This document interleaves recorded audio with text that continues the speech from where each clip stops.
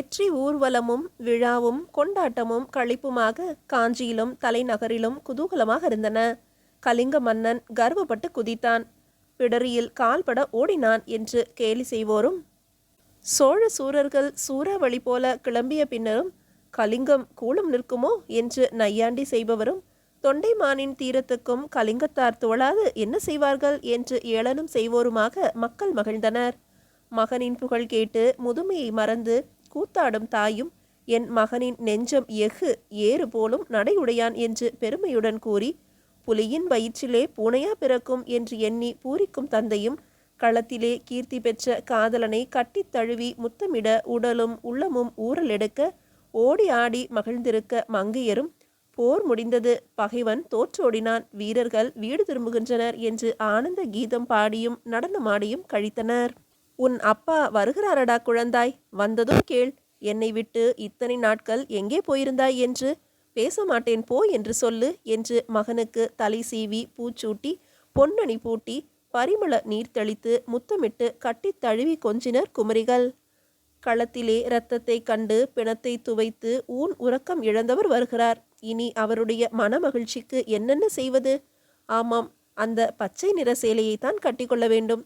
அன்றொரு நாள் அதை கட்டி கொண்டிருக்கும் போதுதானே சோலையிலே உலவும் கோலமயிலே என்று என்னிடம் கொஞ்சி என்னென்னவோ செய்தார். இன்று அந்த சேலையைத்தான் அணிந்து கொள்ள வேண்டும். ஒவ்வொன்றுக்கும் ஒவ்வொரு கதை சொல்லுவாரே. அவர் எவ்வளவு மெலிந்திருக்கிறாரோ, எத்தனை காயங்களோ உடலில், என்ன நிலையோ, எப்போது வருவாரோ, என்னை கண்டதும் சிரித்து சல்லாபிப்பாரோ அல்லது அழுத்து மௌனமாவாரோ என்று ஏதேதோ எண்ணி ஏந்திழையார்கள். மேகத்தை கண்ட மயில் ஆடுவது போல, கதிரோனை கண்டு மலரும் தாமரையைப் போல ஆடை புனைந்து மாடங்களில் உலவினர். களத்திலே கணவர் இறந்த செய்தி கேட்டு சித்தம் சோர்ந்திருந்த சேயிழையார்கள் விழா நடப்பது கண்டு விம்மினர். மறைந்த மணியை நினைத்து அழுதனர். உண்ணவும் மனமின்றி சுருண்டு கிடந்தனர். மனோகரமான மாளிகை நெடு நாட்கள் பூட்டப்பட்டு கலனாகி புழுதி படிந்து கிடக்கும் கோலம் போல அம்மாதர் திலகமின்றி திருவிழிகளில் ஒளியின்றி மேனியில் பளபளப்பின்றி ஆடை திருத்தமின்றி சீவாது சிரிக்க முடியாது சிவந்த கண்களுடன் சோக பிம்பங்களாகி கிடந்தனர். போர் என்ற சொல்லை கேட்டதும் புண்பட்ட மனம் கும்பளித்தது. நாட்டின் நலன், மன்னனின் கீர்த்தி, இவைகளுக்காக என் வாழ்விலே இக்கதி. கூரான வாளோ வேலோ அவர் மார்பிலே பாய்ந்தபோது எப்படி அலறினாரோ, என்ன துடித்தாரோ, என்ன எண்ணி அழுதாரோ, என்ன கோரம், எவ்வளவு கொடுமை!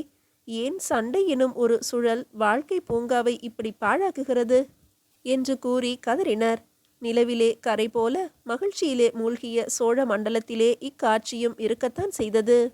நடனராணியின் நிலையோ விசித்திரமான வேதனை. காதலன் களத்திலே காட்டிய தீரத்தை, அவனது போர்த்திறன் கண்டு பகைவர்கள் மருண்டு ஓடியதை, அவனது அஞ்சாத செயலை கூறி பின்னர் அத்தகைய வீரன், அயர்வறியா தீரன், சோழ மண்டல சூரன் கடைசியில் கலிங்க நாட்டானிடம் கைகூலி பெற்றான். மன்னனை காட்டி கொடுக்க துணிந்தான், துரோகியானான். தொண்டைமான் அவனை நாட்டை விட்டே துரத்தி விட்டார் என்று கூற கேட்ட நடனராணி மூர்ச்சித்து கீழே சாய்ந்து, என் காதலனா துரோகி? நன்னெறி அன்றி வேறறியா வீரனா துரோகி? சோழ நாட்டுக்காக தன் உயிரையும் தரும் தூய்மையான உள்ளம் படைத்த உத்தமனா துரோகி?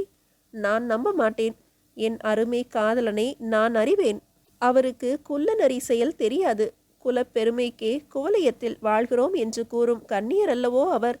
நாட்டை காட்டி கொடுக்கவா களம் புகுந்தார்? கடும் போர் புரிந்தார்? எதிரிகளை கண்டதுண்டமாக்கினார்? இல்லை, இதில் ஏதோ சூது இருக்கும். என் சுந்தர ரூபன் மீது யாரோ சதி செய்திருக்கின்றார் என்று கூறி அழுதாள். அம்மங்கையோ திகைத்தாள், தலையசைத்தாள். தேம்பும் நடனாவை கண்டாள். என்ன செய்வது என்று அறியாது விழித்தாள். நடனா அம்மங்கையின் அடியினை பற்றி கொண்டு நீர் பெருகும் கண்களால் அவளை நோக்கி, தேவி, உமக்கே தெரியும் இந்த உயிரை நான் எவர் பொருட்டு வளர்த்து வருகிறேன் என்று. அவரை பிரிந்து நான் வாழ்வேனா? அவர் மதிப்புக்கு பந்தம் வந்த பிறகு எனக்கு தங்க கோட்டை கிடைப்பினும் சகிப்பேனா? அவரையும் என்னையும் அரசனின் ஆங்கினை பிரிக்கிறது. மலரையும் மனத்தையும் வேறாக்குவதா? கண்ணிலிருந்து ஒளியை நீக்கிவிடுவதா? என் மணாளரை இழந்திட நான் சம்மதியேன். அவர் ஒரு குற்றமும் செய்திருக்க முடியாது. செய்யும் வகையும் அறியார். செந்தமிழ் நாட்டு சிங்கம், சூதுவாது அறியாதார். அவரை மீட்டு தர வேண்டுகிறேன். என் உயிரை எனக்கு தானம் தர கோருகிறேன். நாடெங்கும் விழா நடக்கிறது. வீதிகளிலே பூச்சூடி மங்களம் பாடி காதலரை தேடி காரிகையர் நடமாடுகின்றனர். பூங்காவிலே, மர நிழலிலே, களத்திலே தான் காட்டிய வீரத்தை கூறி காதலியின் கன்னத்தை கீறி நெஞ்சிலே காதல் ஊறிட உரையாடி உல்லாசமாக பல்லாயிரவர் இருக்க, வீரத்திலே எவருக்கும் இளைக்காத என் வேந்தர் வேற்று ஊரிலோ காட்டிலோ மேட்டிலோ கடும் குளிரிலோ கடும் வெயிலிலோ நாடோடியாக சுற்றவும் நான் இங்கு கதறவுமான நிலைவர கலிங்கப் போர் மூண்டது. கலிங்கப் போர் வீரர் பலரின் உயிரை குடித்ததோடு திருப்தி அடைந்திருக்க கூடாதா? போரின் பசி இன்னும் தீரவில்லையா? என் மனதை புண்ணாக்கி என்னை சித்திரவதை செய்யவும் வேண்டுமா? என்னை பாரும் அம்மையே, என் வாழ்வு என்ன கதியாவது? சோழ மண்டலத்திலிருந்து துரத்தப்பட்ட பிறகு தமிழனை மற்ற இருமர வேந்தரும் மதிப்பாரோ, இடம் தருவாரோ? என் மன்னனின் வாழ்வு இது போலவா ஆக வேண்டும் என்று கூறி கதறினாள். அம்மங்கை ஏதும் கூறாதவளாக அரசனை கண்டு பேசுவோம் என்று எண்ணிக்கொண்டு நடன ராணியை தேற்றும்படி தோழியருக்கு கூறிவிட்டு தனது அந்தப்புறம் சென்று சோகத்துடன் தன் அறைக்குள் நுழைந்தாள். திடுக்கிட்டாள். ஏனெனில் அங்கு ஆரியமாது கங்கபாலா புன்னகையுடன் நிற்க கண்டாள். புருவத்தை நெறித்தபடி, அடியே, ஏன் இங்கு வந்தாய் என்று பாலாவை அம்மங்கை கேட்டிட, தேவி, இன்றாவது உமது கண்கள் திறந்திருக்கும், கபட நாடகத்தை கண்டு கொண்டிருப்பீர்கள் என்றுதான் வந்தேன் என்றாள். கபடமும் நாடகமும் மீண்டும் உளரலா என்றாள் அம்மங்கை. சீரிய அம்மங்கை மஞ்சத்தின் மீது படுத்துக்கொண்டாள். கங்கபாலா விசிறிக்கொண்டே உபச்சாரத்துக்கு வீசிக்கொண்டே, என் கன்னத்தில் அறைந்தீரே, களத்திலே நடந்தது கேட்ட பிறகு தெரிந்ததா உண்மை? கபட வேடக்காரரின் கதை வெட்ட வெளிச்சமாகிவிட்டது பார்த்தீர்களா? ஊர் கொதிக்கிறது தாயே. கலிங்கனுக்கு நாட்டை காட்டி கொடுத்தவனை கழுகுக்கு இரையாக்க வேண்டியதை விட்டு கருணாகரர் சாதாரண தண்டனை தந்தாரே என்று மக்கள் கோபிக்கின்றனர் அம்மே. அது மட்டுமல்ல, நடனாவின் மீதும் மக்களின் கோபம் திரும்பி இருக்கிறது. பாவம், அவள் சூதுவாது அறியாத சுந்தரி. கொஞ்சம் பேராசை, சபல புத்தி அவனிடம் மயங்கிவிட்டாள். அவனை அவள் ஒரு சாதாரண போர் வீரன் என்றே நினைப்பதில்லை, புவியாள பிறந்தவன் என்றே கருதி வந்தாள். அவன் அப்படி செய்து வைத்திருக்கிறான் என்று மெல்ல மெல்ல விஷவாடையை வீசினாள். ஆமாம், மன்னன் அவன் என் வேந்தன் என்றெல்லாம் நடனா அவனை கூறினாளே. காதல் மயக்கமாகத்தான் இருக்கும் என்று நினைத்தேன் என்று அம்மங்கை கூறிட, அதுதான் சமயம் என கண்டு கங்கபாலா, காதல் மயக்கம் அல்ல, கிரீடத்தின் மீது கொண்ட மோக மயக்கம் அம்மணி. வீரமணி வேந்தன், நடன ராணி அவனுக்கு ராணி. இதுவே அவர்களின் அந்தரங்க திட்டம். அன்று குகையிலே நடந்த சதி வெறும் பொக்கிஷத்துக்கு என்றா எண்ணுகிறீர்கள்? தூ, வீரமணி பணத்துக்காக வல்ல அந்த பாதகம் செய்ய துணிந்தது. முடி தரிக்கவே சதி செய்தான் என்றாள் கங்கபாலா. போடி பொல்லாதவளே என்று அம்மங்கை கங்கபாலாவை திட்டினாலே ஒழிய மனதிலே, அப்படி இருக்குமோ? நடந்திருந்தால் நாம் என்ன கண்டோம்? வீரமணி மீது கருணாகரர் வீணாகவா தமது அதிகாரத்தை செலுத்தியிருப்பார்? இருக்கும். அரண்மனைகளிலே இது நடப்பதுதானே. வீரமணிக்கு இந்த விபரீத புத்தி இருந்திருக்கக்கூடும். யார் கண்டார்கள்? பாம்பு என்ன பார்வைக்கு கேவலமாகவா இருக்கிறது? சிறுத்தைதான் என்ன சிரித்து குலுக்கி நடக்கும் சிங்காரியின் மேலாடை போன்ற போர்வையில்தான் இருக்கிறது. வீரமணியின் வெளித்தோற்றம்தானே நடனாவுக்கு தெரியும். அவன் துரோகிதான். நாட்டுக்கு, நமக்கு, நடனாவுக்கு, தமிழகத்துக்கே துரோகிதான், சந்தேகமில்லை என்று முடிவு செய்து கொண்டாள். ஒருபடி நாம் மேல் ஏறிவிட்டோம் என்று உணர்ந்த கங்கபாலா, தேவி, ஊரிலே கூடி கூடி பேசிக்கொள்கிறார்கள். அந்த துரோகியின் துணையாக இருந்து வந்தவளையும் நாட்டை விட்டு துரத்த வேண்டும் என்று ஆரம்பித்தாள். அம்மங்கை சீறி எழுந்து, சி, இதனடி கொடுமை? அவன் துரோகம் செய்தால் இவள் என்ன செய்வாள்? அவனை தண்டித்தது முறை, அரச நீதி. அவள் என்ன குற்றம் செய்தால் அதை நான் ஒருபோதும் அனுமதிக்க மாட்டேன். அவள் என் சிநேகிதி, தோழி. அந்த கொடி இடையாளின் கண்கள் இரண்டும் குளமாகிவிட்டன. பாவம். அவளது அழுகுரலை கேட்க சகியாமலேதான் நான் இங்கே வந்துவிட்டேன். அவள் மீது கரம் வைக்க எவர் துணிவர்? கண்டதும் பரிதாபம் கொள்வர். மக்கள் ஏதோ மருண்டு ஆத்திரத்திலே பேசுகின்றனர் என்றாள். தேவி, மக்களின் ஆத்திரம் மணிமுடிகளை கூட அகற்றி இருக்கிறதே. சதி புரியும் கூட்டம் அல்லடி தமிழர் என்றாள் அம்மங்கை. நான் அறிய நம்பையே, எமது நாட்டிலே மக்களுக்கு அடங்கியே மன்னர்கள் வாழ்வர் என்றாள் கங்கா சாது போல. உன்னாடு அது எது? ஓ, உன் மூதாதையர் முதலில் சஞ்சரித்த நாடு என்று பொருளா? எனக்கு தெரியும் அந்த நாட்டின் நிலை. ஆச்சரியமான பழக்க வழக்கங்கள். ஏனடி கங்கா? அவர் இல்லாவிட்டால் என்ன? அவர் கால் ஜோடி ஆளட்டும் என்று கூறினர் மக்கள். அயோத்தி நாட்டினர் தானே என்று கேட்டுவிட்டு கை கொட்டி நகைத்தாள் அரசகுமாரி. கோபத்தை அடக்கி கொண்ட கங்கபாலா, அது தேவகதையன்றோ என்றாள். உங்கள் தேவகதை கிடக்கட்டும், நீ போய் தேம்பி கிடக்கும் நடனாவுக்கு ஆறுதல் கூறு போ என்று கூறி கங்காவை அனுப்பிவிட்டு கவலையுடன் மஞ்சத்திலே மன்னனின் மகள் படுத்து கிடந்தாள். அதே நேரம் வீரமணி நடனாவை எண்ணி ஏங்கிக் கொண்டிருந்தான். அவள் மனம் என்ன பாடுபடுமோ என்று நினைத்து நொந்தான். கலிங்கத்தின் காட்டிலும் மேட்டிலும் சுற்றினான். பணிந்த கலிங்கரும் தன்னை கண்டால் கொடுமை புரிவர் என்பது அவனுக்கு தெரியும். எனவே ஒருவர் கண்ணிலும் படாமல் ஒளிந்து வாழலாயினான். வேடர்களுடன் வேடனானான். கல் வெட்டுவோருடன் கலந்தால் கல் வெட்டுவான். மண் சுமப்போருடன் சேர்ந்தால் மண் சுமப்பான். உலவினான். வேறு என்ன செய்வது என்று தெரியாமல். நடனாவுக்கு அரண்மனையிலே அபாரமான செல்வாக்கு இருப்பதால் எப்படியாவது அரசகுமாரி மூலமாக மன்னனின் மனதை மாற்றி தன்னை மீட்பாள் என்று கருதினான். எவ்வளவுதான் வெளிப்படையாக குகையிலே நடந்த விஷயத்தை கூறினாலும் மன்னன் நம்ப மாட்டானே என்று பயந்தான். மேலும் விஷயமோ ஒரு ராணியினுடைய வாழ்வை பாதிக்கக்கூடியது.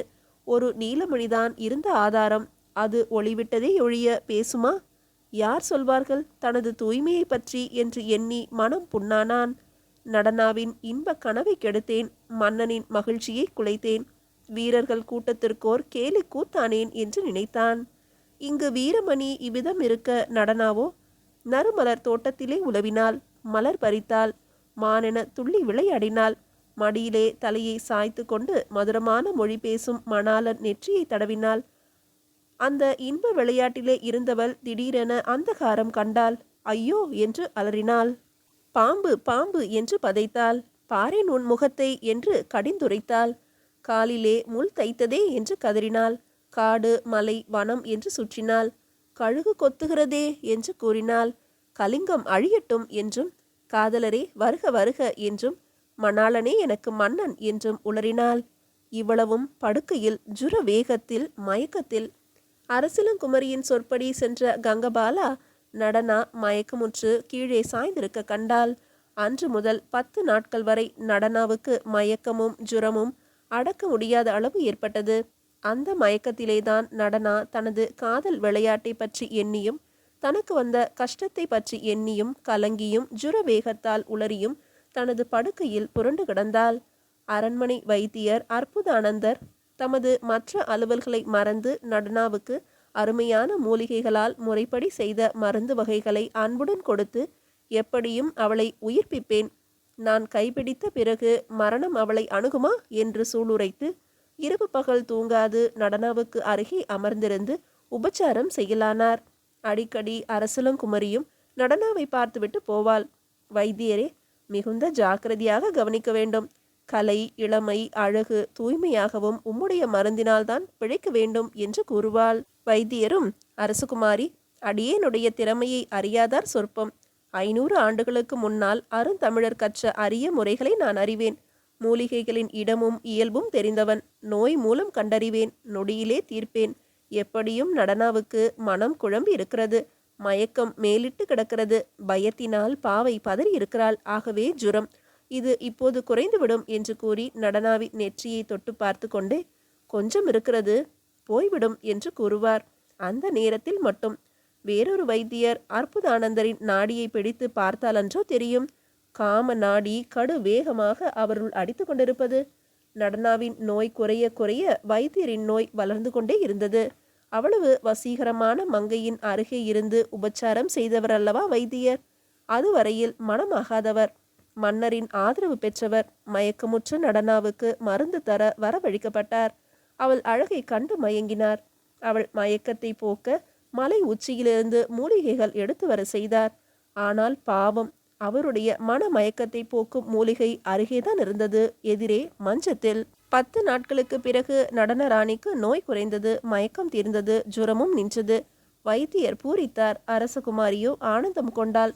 நோய் போனாலும் படுக்கையிலே இருக்க வேண்டும். பாலும் பழரசமும் தேனும் உணவாக 2 மாதம் இருக்க வேண்டும். தேகத்திலே ஏற்பட்டுள்ள திடீர் அதிர்ச்சி போக ஓய்வு வேண்டும். 3 வேளை சூரணம் முறைப்படி சாப்பிட்டாக வேண்டும். நான் கூடவே இருந்து உபச்சாரம் செய்து குறி அறிந்து குணம் செய்ய வேண்டும் என்று குழைந்து கூறினார் வைத்தியர். அவருக்கு அவள் அருகே இருக்க, அவளுக்கு உபச்சாரம் செய்ய, நாடி பார்க்க, நெற்றியிலே அரும்பும் வியர்வையை துடைக்க, அவள் அயர்ந்து தூங்கும்போது பக்கத்திலே உட்கார்ந்து கொண்டு அவள் அழகை கண்டு பெருமூச்செறிய 2 மாதங்கள் அல்ல, 2 ஆண்டுகள் சந்தர்ப்பம் கிடைத்தாலும் சலிக்காது. அவ்வளவு இன்பம் அளித்தது நடனாவின் அருகே இருப்பது. ஆகவே அவர் அரசகுமாரியிடம் கூறி அந்தப்புறத்திலே தனி ஜாகையிலே நடனராணி தங்கி இருந்திட வேண்டும். பலரும் வந்து பேசிடுதல் கூடாது. தன் கண் பார்வையிலேயே வைத்து கொள்ள வேண்டும். தனிமையில் இருந்தால் வீரனை எண்ணி விம்முவாள். உடனே ஓடிப்போன காய்ச்சல் வந்தது என்றே கூறும். பலரும் பேசினாலோ பதைத்து பேசுவாள். உடல் உரம் கெடும். எனவே அவளை இங்கேயே தனிமையாக இருக்கச் செய்ய வேண்டும். என் சிகிச்சை முறைப்படி நடந்து கொள்ள வேண்டும் என்று ஏற்பாடு செய்து கொண்டார். ஒரு பெரிய கோட்டையை முற்றுகையிடும் படை போல வைத்தியர் நடனாவை முற்றுகையிடுகிறார், மோப்பம் பிடிக்கிறார் என்பதை அரசகுமாரி அறிந்து கொள்ளவில்லை. அவரது வைத்திய திறமையை பலரும் வியந்தனரே அன்றி அவனது வயோதிகம் திடீரென்று வாலிப உணர்ச்சி பெற்றுவிட்டதை அவர்கள் அறியவில்லை. நடனாவுக்கோ வைத்தியரின் விபரீத யோசனை தெரியாது. நோய் குறைய குறைய அவளுக்கு எப்படி அரண்மனையை விட்டு வெளியே போவது, எங்கெங்கு சுற்றினால் வீரமணி கிடைப்பார் என்ற எண்ணமே மேலிட்டது. யாரும் தனக்கு உதவி செய்ய மாட்டார்கள் என்பதையும் அவள் தெரிந்து கொண்டாள். வீரமணி போனால் என்ன, சோழ மண்டலம் ஆண்கள் ஏறுகள் இல்லாத இடமா என்று கூறுவாரே ஒழிய தன் மனநிலையை தெரிந்து நடக்கும் தோழியர் இல்லை என்பதை தெரிந்து கொண்டாள். நன்றாக எழுந்து நடமாடும் சக்தி பெற்றதும் கள்ளத்தனமாக ஓடிவிட வேண்டியதுதான் என்ற தீர்மானத்துக்கு வந்தாள். அதை பற்றி நினைக்கவும், வெளியே போய் இதை செய்யலாம் அதை செய்யலாம் என்று யோசனைகள் செய்யவும் நடனாவுக்கு நேரம் இருந்ததே ஒழிய வைத்தியரின் நிலைமையை தெரிந்து கொள்ள நேரமில்லை. வைத்தியரோ வெளியே போய் வரும் வழக்கத்தை கூட விட்டுவிட்டார். தோட்டத்துக்கு செல்வார், மலர் தேடி நடனாவுக்கு தர. அந்தப்புற சமையற்கூடம் போவார், பழம் பால் தேன் கொண்டு வர. நடனாவுக்காகவே. மற்ற நேரத்திலே அவள் மஞ்சத்திலே இவள் பக்கத்திலே ஒரு ஆசனத்தில் அமர்ந்திருப்பார்.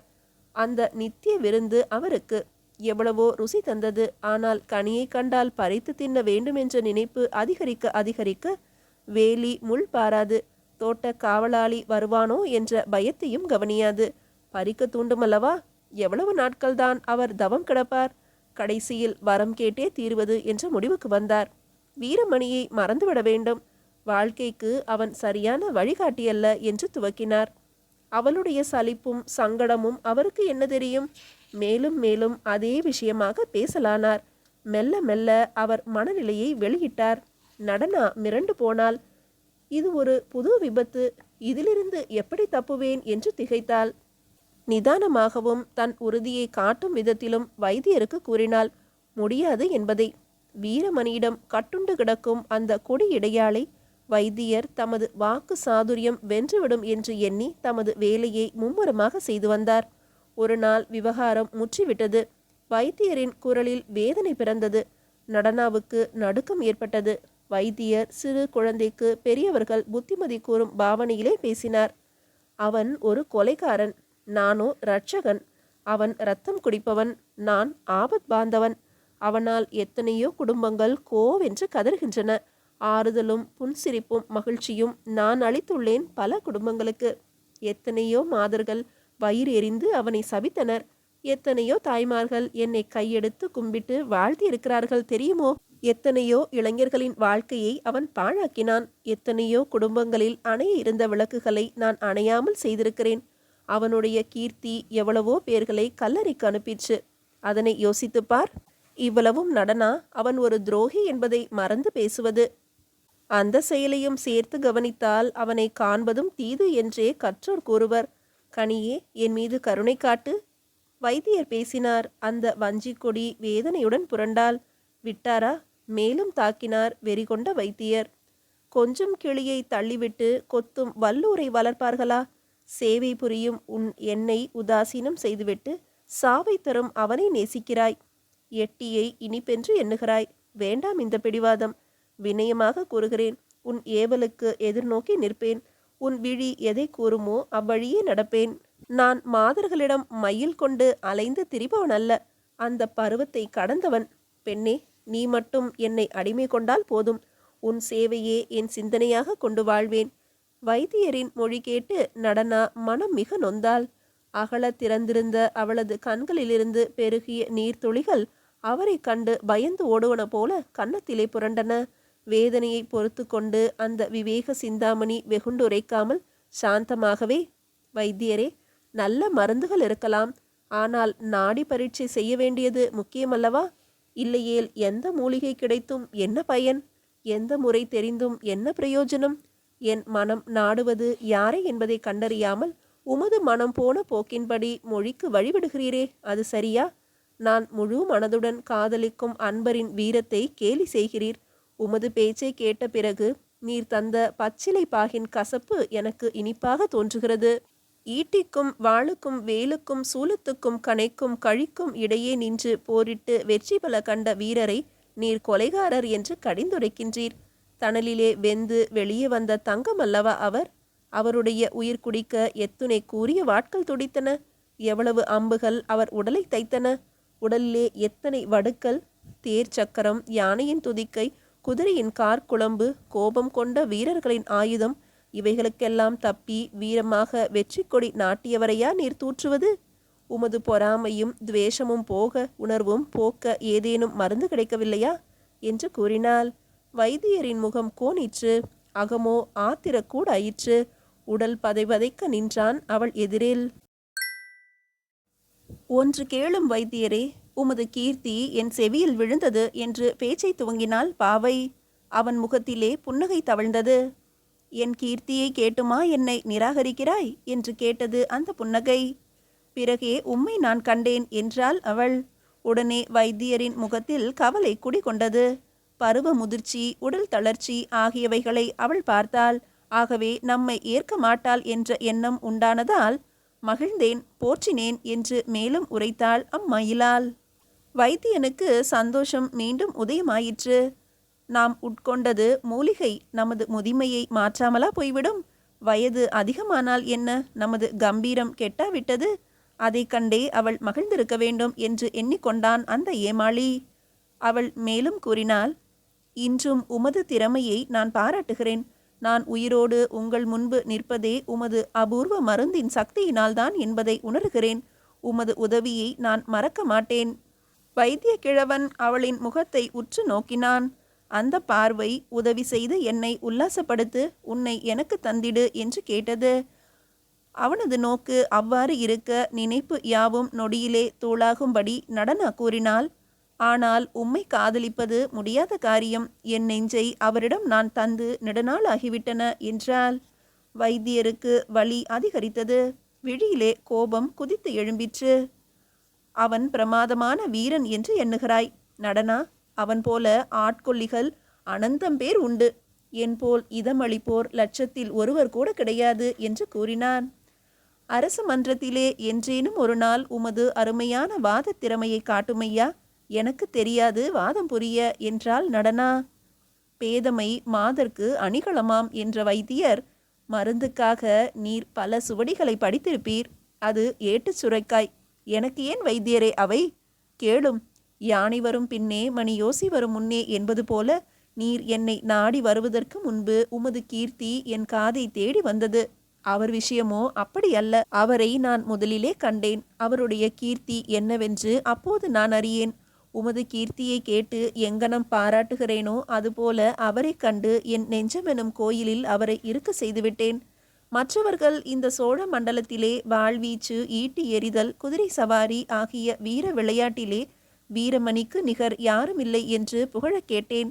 அவர் நெஞ்சிலே புகுந்த பின்னர் அவரது திறமையை நான் கண்டதும் இல்லை, காண வேண்டும் என்று கருதினதும் இல்லை. என்னை அவருடைய வாழ்வீச்சு வீழ்த்தவில்லை. அவரிடம் நான் நெஞ்சை தந்த பிறகே என் நேத்ரானந்த பூபதி நிகரற்ற ஒரு போர் வீரர் என்பதை அறிந்து கொண்டேன். எம்மை பிரிக்கும் மருந்து உம்மிடம் இல்லை வைத்தியரே. வீணே சிரமப்பட வேண்டாம். உண்மையிலேயே உமது திறமையை கண்டு நான் வியக்கிறேன். ஆனால் வியப்பது வேறு, விரும்புவது வேறு என்றாள் நடனா. என் திறமை அறிந்தும் என்னிடம் உனக்கு அன்பு உண்டாகவில்லையா? திறமையை கண்டு வியந்ததும் ஒரு பெண் அந்த ஆடவனை காதலிப்பது என்று இருந்தால் வைத்தியரே, பெண்கள் எத்தனை எத்தனை ஆடவரை நித்தம் நித்தம் காதலிக்க வேண்டி நேரிடும் தெரியுமா? கழைக்கூத்தன் பனை உயரத்தில் நின்று பம்பரம் போல சுழன்றாடுவான். பார்க்க மிகவும் அதிசயமாக இருக்கும். பாணனின் பாடல் பரமானந்தமூட்டுகிறது. கவியின் கற்பனையோ உள்ளத்தை உருக்குகிறது. ஓவியக்காரரின் சித்திரம் சித்தம் அதை களிப்பு கடலில் செலுத்துகிறது. அலைக்கடலை அடக்கி மரக்கலம் செலுத்துவோன், புலியையும் பிறவையும் வேட்டையாடி பிடிப்பவன், மல்யுத்தம் செய்து மார் நிமிர்த்தும் மறவன், போரில் வெற்றி பெற்று கழல் அணிந்தோன் ஆகியவருடைய செயல் திறமையாக இல்லையா? எந்த திறமையை கண்டு வியப்படையாமல் நாம் இருக்கிறோம்? ஏன், அரண்மனையின் விகடகவியின் திறமை கண்டு வயிறு வெடிக்க சிரிக்கிறோமே. இவ்வளவு பேருடைய திறமையை கண்டு சந்தோஷித்தால் அவர்களை காதலிப்பது என்று பொருள் இருப்பின், வைத்தியரே, உலகம் ஒரு விபரீத புரியாகிவிடுமே. இதையேனும் உணரக்கூடாதா? பெண்ணே, உன் பேச்சிலே அலங்காரம் இருக்கிறது, ஆனால் அறிவு காணப்படவில்லை. தங்கள் மணக்கண் குருடாகிவிட்டது வைத்தியரே, அதற்கு முதலில் மருந்திடுங்கள். மமதைக்காரி, மகா கொடிய வியாதி இது உனக்கு. வியாதியின் கொடுமை தெரிந்தும் அதை ஏன் வளர்த்து கொள்கிறீர்?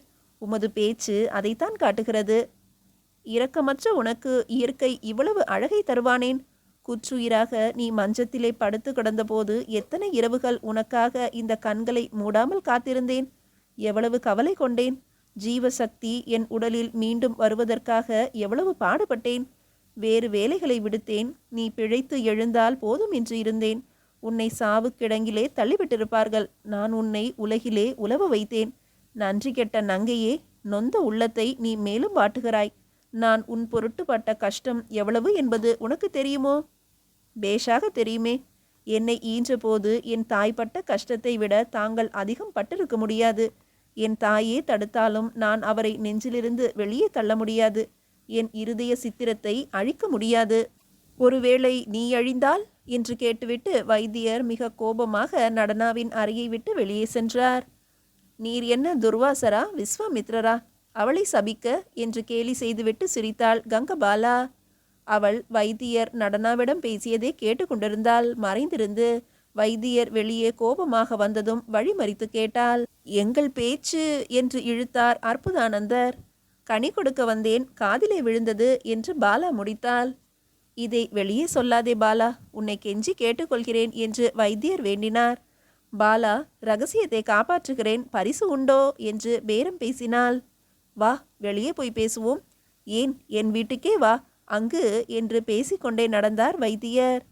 அங்கு என்னையும் கண்ணே கனியே என்று சரசமொழி பேசி இசையாவிட்டால் சபிப்பீரோ என்று திகில் வருகிறதே என்று மேலும் கேலி செய்தபடி பின்னே தொடர்ந்தாள். கங்கா, என்ன இப்படி சொல்லுகிறாய்? நான் என்ன காமுகனா? கண் இருக்கிறதே உமக்கு. கண்ணுக்கு உருவாக எது தெரிந்தாலும் கருத்து சுழலுமாம். இதோ பாரும், தேவேந்திரன் நித்தம் நித்தம் ஜோதி ஸ்வரூபங்களான அரம்பை, ஊர்வசி, திலோத்தமை ஆகியவர்களை கண்டு கழிப்பவன். பாருங்களேன், ஒரு நாள் எங்கோ பர்ணசாலையிலே இருந்த ஒரு ரிஷி பத்தினியை கண்டான், காதல் கொண்டான். ஆண்களின் சுபாவம் அதுதானே என்று ஆரிய கண்ணி கேட்டபோது வைத்தியரின் மனதிலே, ஆமாம், இவள் கூட சுந்தரியாகத்தான் இருக்கிறாள். அந்த மண்டை கர்வம் கொண்டவளிடம் மண்டியிட்டதை விட இவளிடம் கொஞ்சம் ஜாடை காட்டி இருந்தாலும் போதுமே, இசைவாள் போல் உள்ளதே என்று தோன்றியது. மனதிலே நடனாவின் சித்திரம், பக்கத்திலே பாலா. இருவரையும் ஒப்பிட்டான். இருவரும் இளமை எழில் உள்ளவர்களே. ஆனாலும் அந்த நடனாவின் வசீகரம் இவளிடம் இல்லையே. இருவருமாக மெல்ல வைத்தியரின் வீடு போய் சேர்ந்தனர். நேரத்தை வீணாக்காமல் பாலா பேச்சை துவக்கினாள். வைத்தியரே, வேட்டையாடிய புலி வலையில் வீழ்ந்தது போன்ற நிலை. ஆண்கள் தாங்கள் விரும்பும் கன்னி இசைய மறுத்தால் துயர் உருவாராம். உமக்குள்ள நிலை அதுதான். நான் தெரிந்து கொண்டேன். ஆனால் வெறும் ஆத்திரம் பயன் தராது, சபித்து விடவும் முடியாது என்றாள். பாலா, அப்படியானால் நான் அவளை மறக்கத்தான் வேண்டுமா? அந்த ஒளி வீசும் கண்களை, துடிக்கும் அதரத்தை, கொடி இடையை என்று பெருமூச்சுடன் பேசலானார் வைத்தியர். சரி சரி, அவளை நீர் வர்ணித்து கொண்டிருப்பதை நான் கேட்டுக்கொண்டிருக்க வரவில்லை.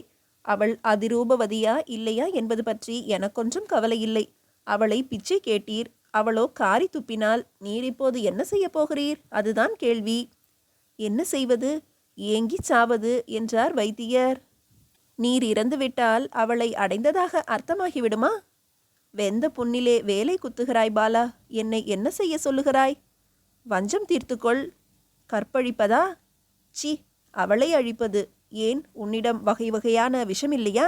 ஏதாவது ஒன்றை மருந்துடனோ உணவுடனோ கலந்து தந்தால் ஒழிகிறாள். உனக்கு இணங்க மறுத்த அவள் பிறகு எவனாவது ஒரு வீரனுடன் கூடி ஆடி கிடப்பதை கண்டால் நீ புழு போல துடிக்க மாட்டாயா? துடிப்பேன். ஆனால் அதற்காக அவளை கொல்வதா? சீச்சி, கூடாது, அக்கொடுஞ்செயல். ஓஹோ, காவி அணிய உத்தேசமா? அதுவும் இல்லை பாலா. வைத்தியரே, உடலிலே நோயூட்டும் கிருமிகள் இருந்தால் கிருமிகளை அழிக்க நீர் மருந்திடுவதில்லையா?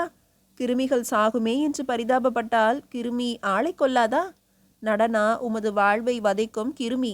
நீர் அந்த கிருமியை அழிக்காவிட்டால் உம்மை கிருமி அழித்துவிடும். ஆமாம். எதற்கெடுத்தாலும் ஆமாம் ஆமாம் என்று கூறுகிறீர். துணிவாக எதையேனும் செய்யச் சொன்னால் ஐயோ ஆகாது என்கிறீர். சுத்த பித்துக்கொள்ளியாக இருக்கிறீர். பாலா, நீ பேசுவது கேட்கவே எனக்கு பயமாக இருக்கிறது. கோழைத்தனம். உமக்கு ரோஷம் இல்லை. அரண்மனையிலே ஒரு பணிப்பெண் அவள். அவள் உம்மை துப்புகிறாள். உமக்கு உணர்ச்சி இல்லை. நான் ஆணாக இருந்து எனக்கு அக்கதி நேரிட்டிருந்தால் நடனா இவ்வளவு நேரம் உயிரோடு இருக்க முடியுமா? மானத்தை இழக்க உமக்கு மனம் இருக்கிறது. உமது இஷ்டப்படி செய்யும். எனக்கென்ன? அரண்மனையிலே இனி உம்மை பற்றித்தான் ஓயாது கேலி செய்வார்கள். நீர் தலையாட்டினால் போதும். இதோ பாரடி, மருந்து கொடுக்க வந்த கிழவன் நடனாவை இழுத்தானாம், அவள் உதைத்தாளாம் என்று கேலி செய்வார்கள். உண்மைதான் பாலா. ஊர் பூராவும் கேலி செய்யும். பிறகு உமது மதிப்பும் போகும். போய்விடும். ஆமாம். அரண்மனை வைத்தியமும் போகும். ஆமாம். இவ்வளவு ஆபத்தும் அந்த ஒரு சிறுக்கியினால். ஆமாம் பாலா, என் வாழ்வுக்கே பெரிய ஆபத்து. புத்தி இருந்தால் அதை நீக்கிக் கொள்ளலாம். பொற்கொடி போன்றவளை விஷமிட்டு கொள்வதா? வேண்டாம் வேண்டாம். அவள் வேறொரு புருஷனிடம் கொஞ்சி விளையாடும் போது நீர் அங்கே போய் அவனுக்கு அடைப்பந்தாங்கும். பாலா, பேசினால் என்ன? பெண்ணுக்கு பயப்படுபவர் நீர் என்னை மிரட்டுகிறீரே. இந்த சம்பாஷணைக்கு பிறகு அவசர அவசரமாக வைத்தியர் தமது மருந்து பெட்டிகளை தேடினார். ஒரு சிறு கரு நிற மாத்திரையை எடுத்தார். கண்களிலே மிரட்சியுடன் அதை பாலாவிடம் கொடுத்தார். இதை அவள் உட்கொண்டால் ஒழிந்தாள். விஷம் பருகி செத்தாள் என்று யாராலும் கண்டுபிடிக்க முடியாது. எவ்வளவு அபூர்வமானது இது தெரியுமா? இயற்கையான மரணமாகவே தோன்றும் பாலா. இனி என் எதிரில் இருக்காதே. என் மனம் மாறிவிடும். போ போ, நடனா ஒழியட்டும் என்று கூவினார். பாலா ஆவலுடன் அந்த மாத்திரையை பெற்றுக்கொண்டு, இது ஆண்மகனின் தீரம் வைத்தியரே. உமது வாக்கு பலிக்கும். விரைவிலே நீர் நடனாவின் மரண செய்தியை கேட்பீர் என்று கூறிவிட்டு விடை பெற்று கொண்டாள். அவள் வாயிற்படியை தாண்டும் முன்னம் வைத்தியர் மீண்டும் அழைத்தார். ஏன், மனம் மாறிவிட்டதா? இல்லை பாலா. ஆனால் உனக்கு நடனா மீது இவ்வளவு விரோதம் ஏன்? உமக்கு ஏன் அவளிடம் அவ்வளவு பிரேமை உண்டாயிற்று? யாருக்குத்தான் உண்டாகாது என்று கூறி பெருமூச்செறிந்தார் வைத்தியர். நீர் அவள் அழகிலே சொக்கினீர். நான் அவளுடைய நிலை கண்டு நினைப்பு கண்டு அவளை வெறுக்கிறேன். அவள் எனக்கும் நஞ்சு, உனக்கும் தான். அவள் ஒழிந்தாக வேண்டும். என்ன இருந்தாலும் பாலா, நடனாவுக்கு விஷம் கொடுக்க எனக்கு மனம் இடம் தரவில்லையே. அது சரி, கிடைத்த மாத்திரையை இழக்க நான் இசைவேனா? வைத்தியரே, நீர் நமது சம்பாஷணையை முற்றிலும் மறந்துவிடும். நீர் ஏவிய மரணம் அவளை தழுவ காண்பீர் விரைவில். என் பின்னால் வா, ஊர்ப்புறமாக உள்ள சத்திரத்துக்கு என்று ஒரு குரல் கேட்டதும் கங்கா திடுக்கிட்டாள். உருவம் முகத்தை காட்டினதும், நீயா, என்ன விசேஷம் என்று கேட்டாள். அங்கே சொல்கிறேன் நட என்று அதிகார தோரணையிலே அந்த உருவம் கூறிக்கொண்டே நடந்தது. பாலா அதனை பின்தொடர்ந்தாள். உருவம் சரியாக வெளியே தெரியாதபடி மேலே ஒரு போர்வையுடன் காணப்பட்டது. இருவரும் ஊர்கோடியிலிருந்த சத்திரத்தை அடைந்தனர். சுற்றும் முற்றும் பார்த்துவிட்டு வந்தவன் பாலாவை பார்த்து, பாலா, நீ சுத்த மக்கு. ஒரு காரியமும் நடப்பதில்லை. அரண்மனையிலே ஒரு துளி கூட கலகம் ஏற்படவில்லை.